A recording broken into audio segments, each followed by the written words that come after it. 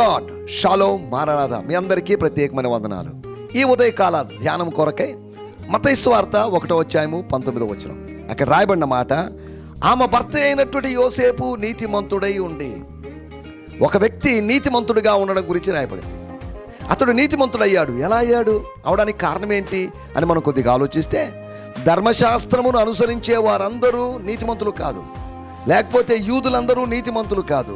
ఎవరైతే దేవుని వాక్యాన్ని విని లేకపోతే అంగీకరిస్తారో, దాన్ని విశ్వసిస్తారో, దాన్ని నమ్ముతారో, వాళ్ళని నీతిమంతులుగా దేవుని వాక్యం చెప్తారు. అబ్రహాము దేవుని నమ్మెను, అది అతనికి నీతిగా ఎంచబడెను. అలాగైతే యోసేపు జీవితంలో కూడా అతడు నీతిమంతుడుగా తీర్చబడ్డాడు, నీతిమంతుడుగా మారాడు. దేవుడు ఆయన్ని మార్చాడు. తనంతట తాను నీతిమంతుడయ్యాడని కాదు, దేవుడు అతన్ని నీతిమంతుడిగా తీర్చాడు.